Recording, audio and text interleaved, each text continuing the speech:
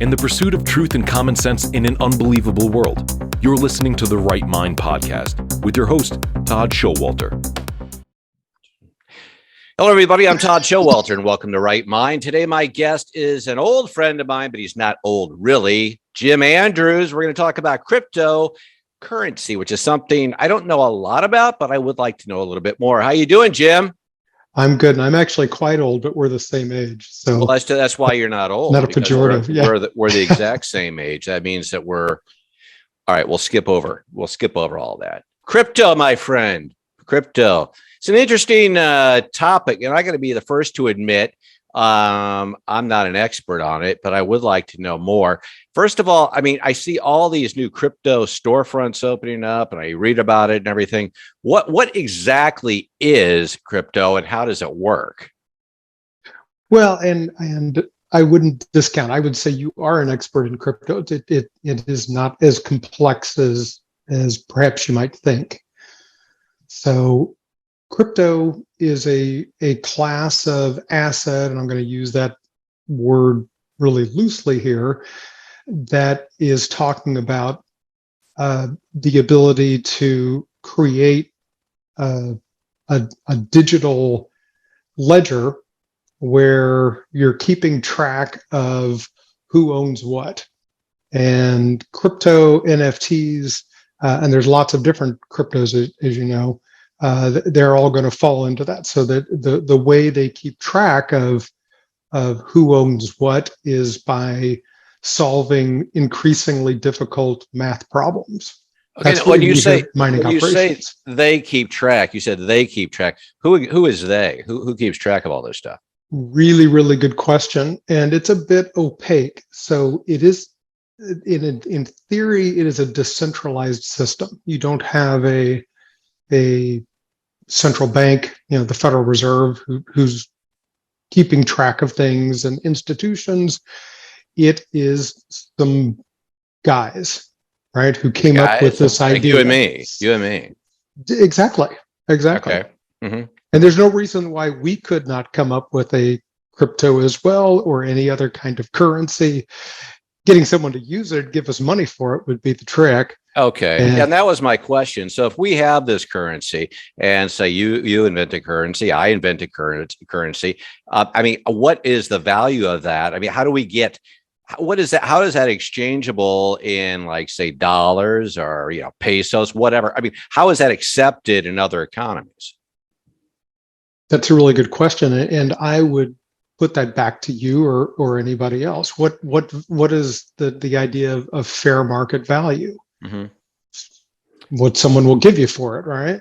Right. So that's what you're looking at is acceptance and the hope that you're going to be able to take this intangible thing and somebody is going to give you something of real value for it.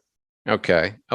Now, I mean, I don't think this is even, related in any way. There used to be different things back in, I guess it was, 20, 30 years ago, with bartering type things, where if I would trade a service or something like that, but everybody was on the same playing field as far as, okay, my service is equal to this and yours is equal to this. Now with crypto, do we each have to come to the table saying, okay, my car is equal to such and such crypto? And I mean, does everybody got to kind of like be on the same page with this?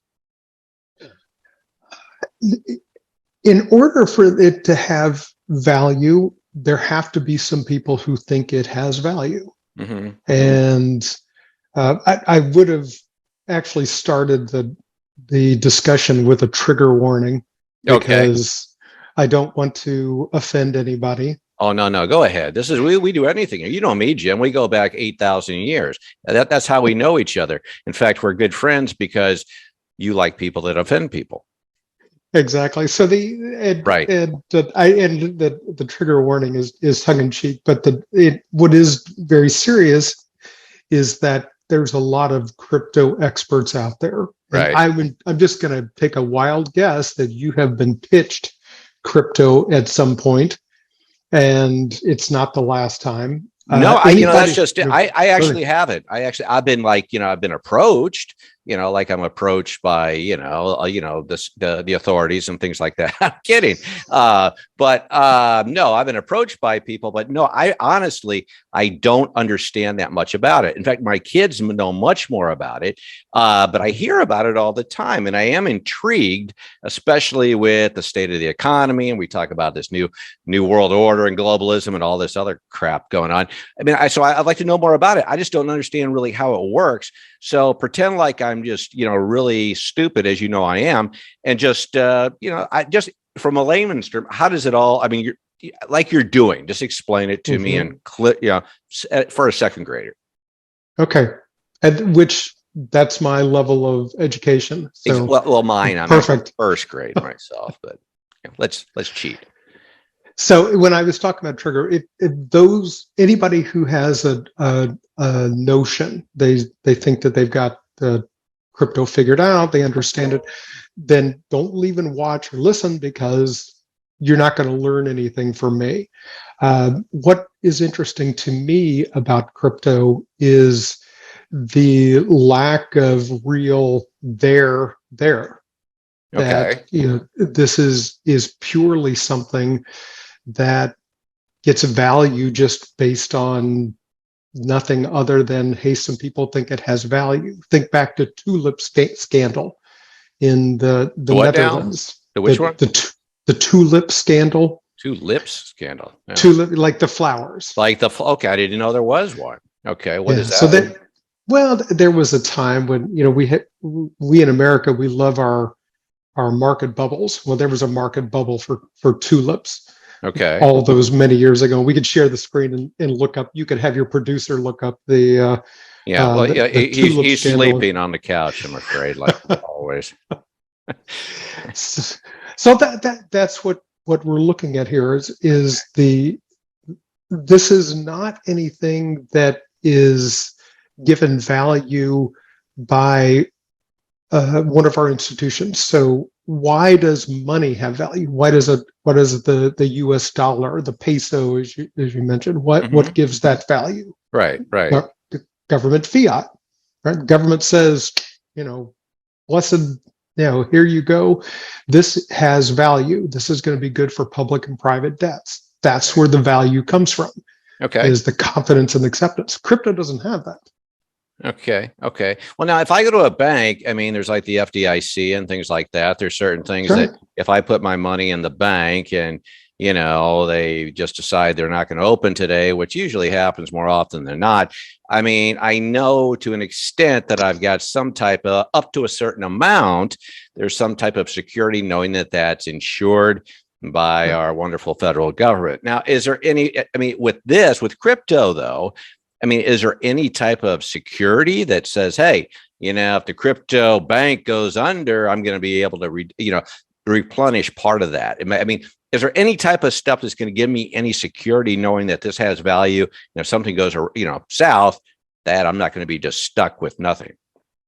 Short answer is no. And if you go back to the premise behind it, it's this decentralized digital intangible thing that is not supported by institutions. So the fact that you don't have an insurance project or product like the FDIC or like a central bank that is supporting and regulating and coming up with rules for how we're going to trade things, if that's looked at as a feature of crypto, so it does not have those institutional protections in it. If somebody steals your money, you can go to the court, you can go to the police and say, hey, somebody stole my money. You can sue people. Can you do that for crypto? That's my question. And how do you even prove it's yours? Right. Well, I'm still a little confused just as far, like, say I want to, make my car payment or pay my mortgage or something. And I say, hey, guess what? Today I'm going to pay you in crypto. Are they going to accept that? Is there going to be some type of say, okay, well, as far as I know, that's not quite here yet. We may be going that route, but is this actually an open shareable currency, or is it more like, something tied up like a stock or a bond or something like that, it's not really liquid, but it's got some kind of value to it? I mean, I'm not sure. I mean, can I just go out to Quick Trip and buy a corn dog with my crypto? There have been Not that I would do that, because that's bad for me. So the short answer is that there has been some trading with storefronts. So I think the guy who owns the Dallas Mavericks, right, Mark Cuban, right, he allowed people to use Doggy Coin or one of these rum-dum currencies to purchase his merchandise.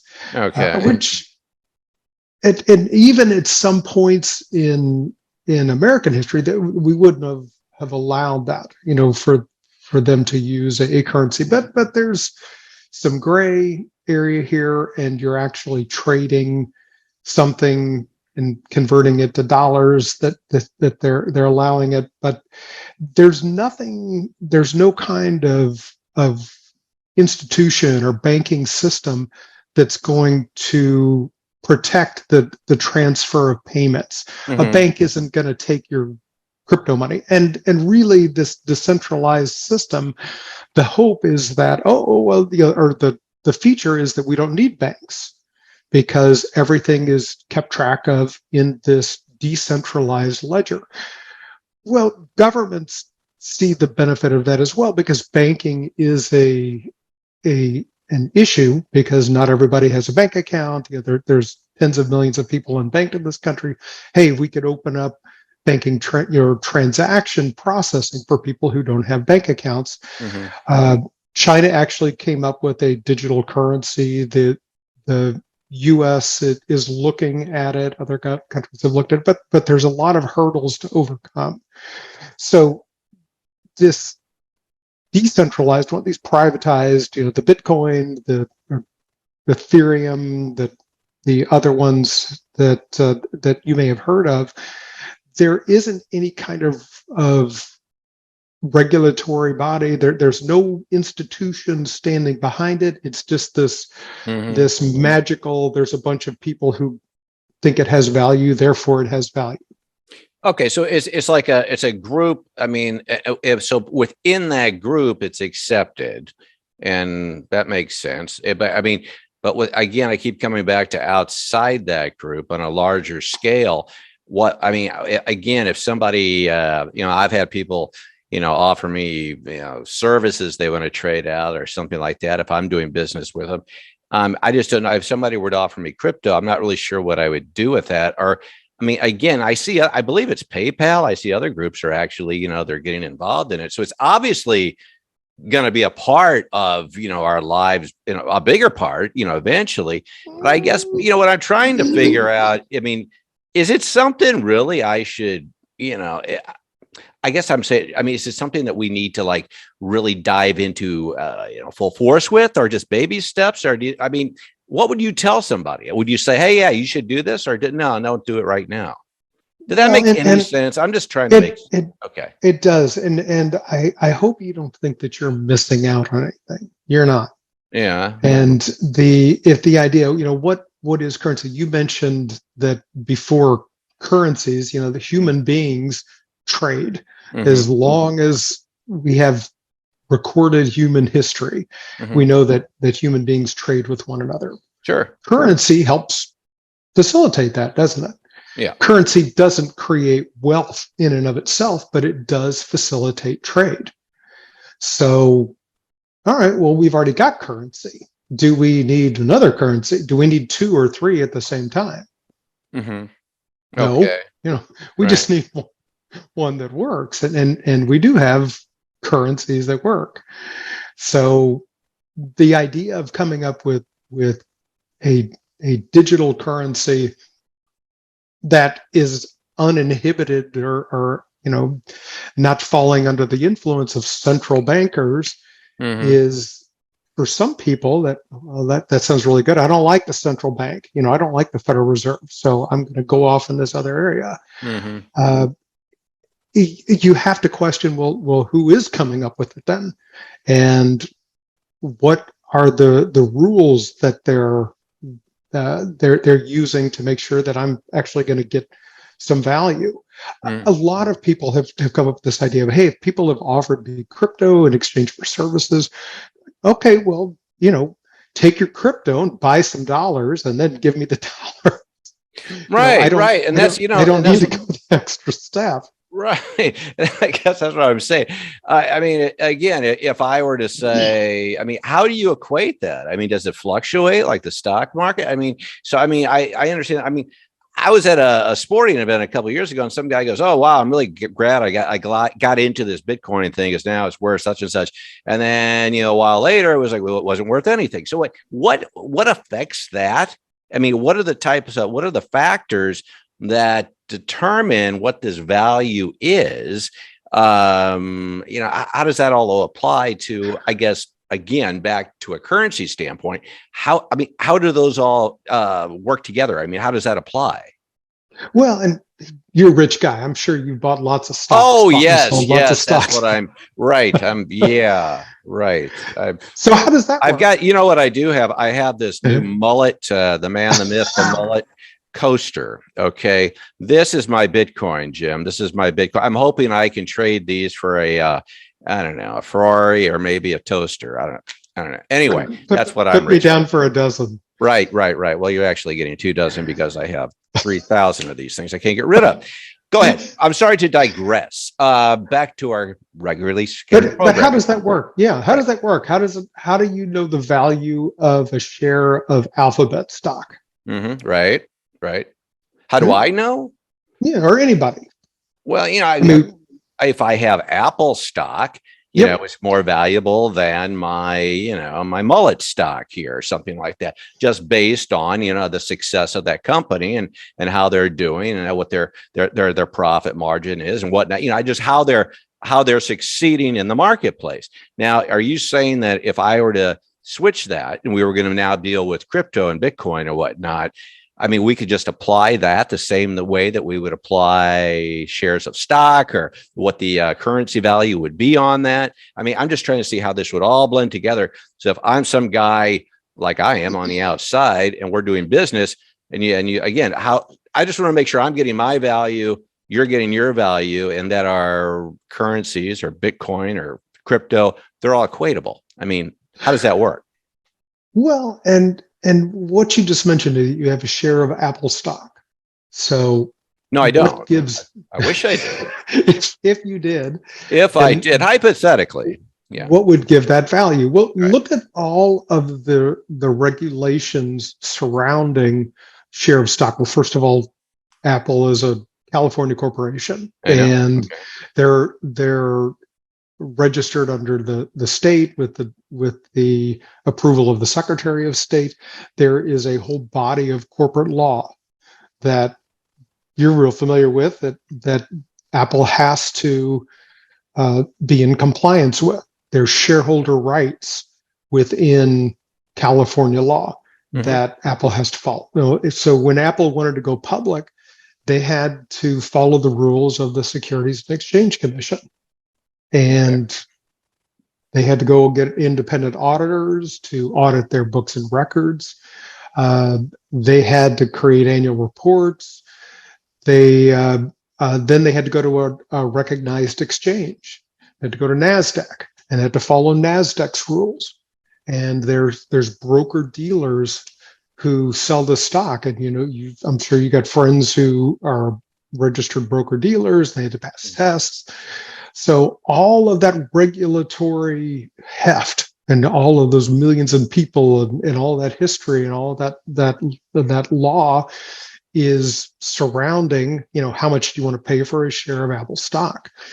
When you're looking at crypto, take all of that regulatory stuff and it's gone. None of that's there. Mm-hmm. What's the value of crypto? You're going to ask me, I wouldn't give you,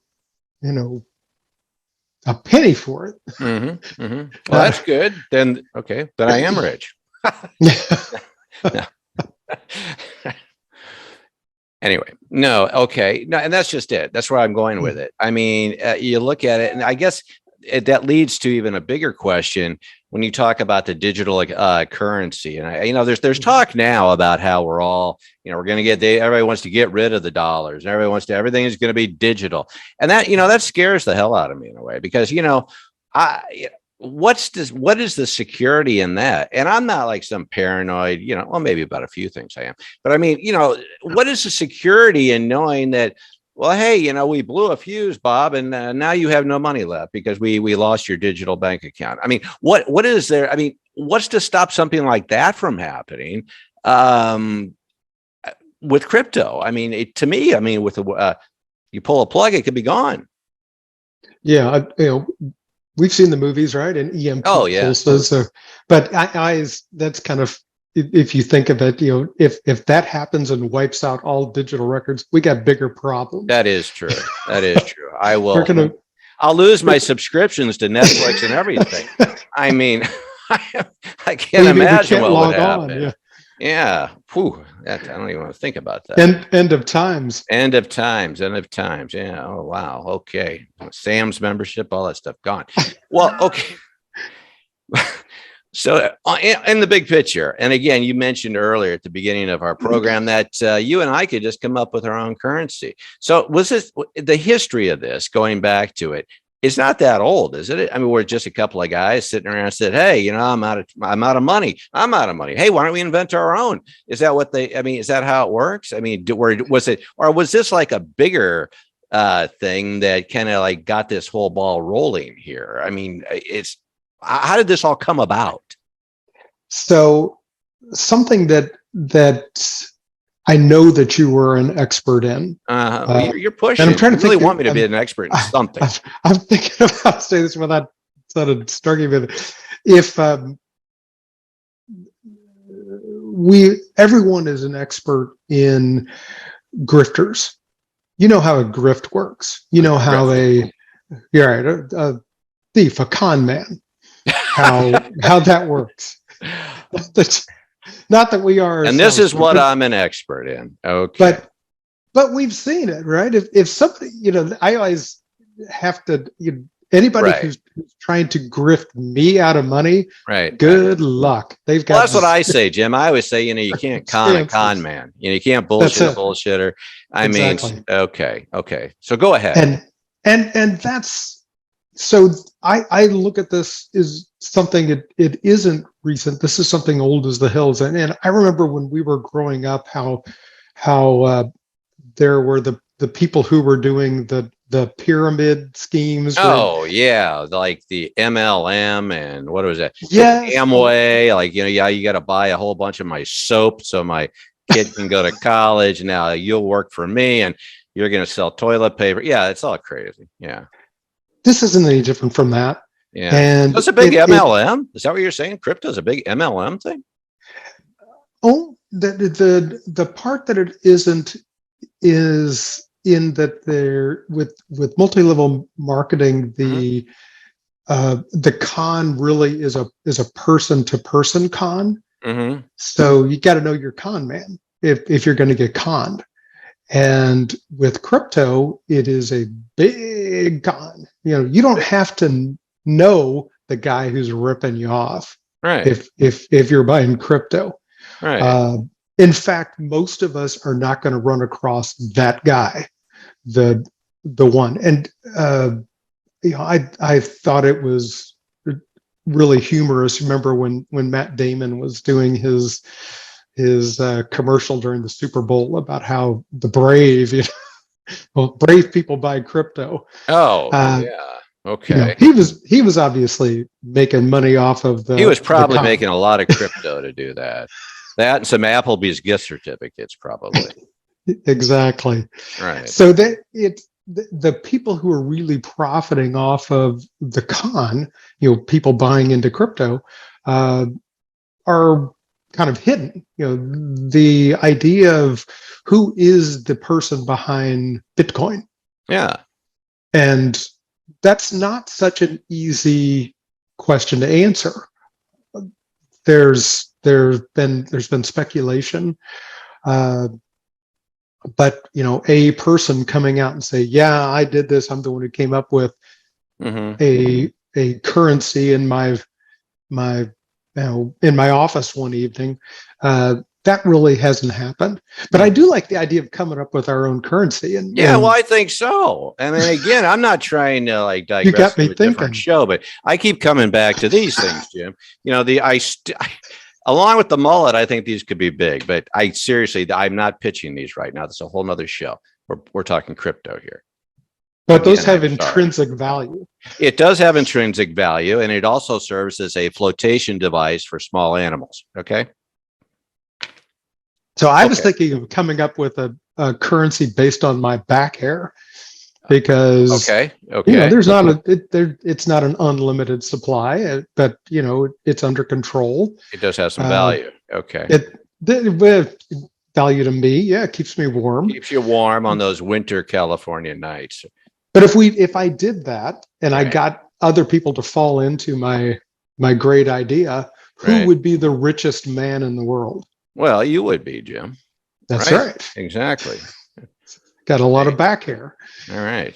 Right. Okay. And that's what's really happened with the different cryptocurrencies. The people who came up with it, they're worth as much money as people want to throw at them. Well, that's just right. And that again goes back to this whole stock things. I mean, there's an IPO or something. You always hear about these guys. Okay, we're going to offer our shares, and I'm going to keep a billion of them first, and we're going to come out at such and such a an amount per share when we open, and all of a sudden I'm worth all this, but it's all on paper based on how many of these certificates I kept are stocks that I've actually kept for myself before they went public. So is this kind of the same thing? Again, I keep trying to come back to the whole stock analogy, but it just sounds like it's a good one. Yeah, I mean, to me, it could fall apart any minute too. And you think of that if I'm going to sell my stock to the public, and if I'm registering securities with the SEC, I go to a recognized exchange, I have to disclose things like how many shares there are outstanding, and who are the major owners of that stock. I also have to give financial statements and all kinds of other pieces of data to make sure that the market can make decisions about whether they want to purchase my stock or not, and that I don't know something that you don't know. We want symmetry of information. Everybody to have the same information. With crypto, so there's just nothing. I mean, it's just nothing. There's no regulation. There's nothing. It's just out there, and man, this is gonna be cool. We're gonna make our own money today. It's that's. I don't know. It's just really confusing. And then you hear about that guy, what's like these athletes now that, I want to be paid in crypto. I mean, again, it's just a mystery. And, and that's kind of why I don't know a lot about it, because there's certain things I just choose not to really. If there's some things I just don't that are more of a fad or something like that, I don't invest a lot of time in it. But I do get pitched on this, and I'm thinking, but there's so many now. There's so many. I mentioned these storefronts and stuff like that where we're doing crypto. We're doing different. I was at a trade show. Not that I go to a lot of them. I think I was lost, but there was we have a different kind of crypto. We're doing this. So there's all these different things. But again, it comes down to that fundamental thing. What is the value if nobody's going to accept it? I mean, okay. So I did ding, ding. I did all right. So, I mean, I don't know. And so to me, it's a mystery. And to be quite honest, it's still a mystery. Well, I just got the notice here. We're about 5 minutes. We got 5 minutes to go. Any final thoughts before we, wrap this show up on crypto and everything else that we've discussed that I'm going to be pondering for quite some time? Yeah, I really enjoyed talking to you. It's good to see you. I enjoy talking to you too. Yeah. So this one, and you actually are quite brilliant in your study of people. You couldn't be a comedian if you didn't know people. Oh, well. Do people like to miss out on things? No, in general, no, they don't. And that's why you have all these silly fads, and you have all these. I have a coach. I have a coach purse. Okay, which is basically a crappy purse with a label on it that says coach, that you can get at Walmart or something. But I don't want to miss out because I have a coach purse, or I've got this and that. So I know people are kind of stupid, okay, when it comes to that. And Yes. I know, and you're talking, go back to the con, okay? If you give something value and you say, hey, this is, it's whatever. I mean, if people think it, or you can sell it, sell the brand, then all right, then people buy into it. But, I'm not going to go buy a house with a Coach purse or probably crypto. No, and be confident. And I would say that to anybody who asks you about it or personally, if someone is describing something to you that first of all, it takes them more than a couple of sentences to get it explained. And then eventually they get to the point of, well, you're just too stupid to understand because everybody else understands. I do too. At which point I'm like, you're right. I'm too stupid. Go pitch it to somebody else. I love that. That would have gotten me out of so many long conversations. Thank you. You're right. I am too stupid. Go talk to that guy. He's not as stupid as me. Jim, you've always been an inspiration and a wealth of knowledge for me. And you know that.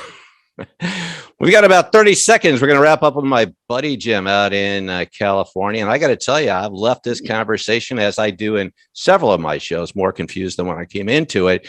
But that's okay, because I think I feel more confident about being confused. And I want to thank you for that. But you know what? I'm not going to buy any crypto. Because what do I buy it with? Again, I keep coming back to this damn thing. I don't know. Maybe I don't know. Final words, Jim, anywhere you're going to be appearing, or you want people to track you down, or you just want to be the man of mystery? And I'm fine with that too. Yeah, I'll be in a college classroom close by. That's right. You're a college professor in California, and you're also a lifelong friend for all of you out there that didn't already know. We go way back, and then we were in the Army and prison and everything. No, we didn't do that, but we did we did grow up together. Jim, my friend, it's great to see you, and I hope it's just not through the camera of Zoom or whatever we're doing here today. Let's make it in person next time, okay? Let's do that. All right, buddy. You're the best. Thanks for being with me. And thank you for Tom. being with me, whether you've been watching or listening. This is Right Mind, and I'm Todd Schowalter. And remember, if you don't have a right mind, you don't have a mind at all. Till next time, bye-bye. This has been the Right Mind Podcast with Todd Schowalter.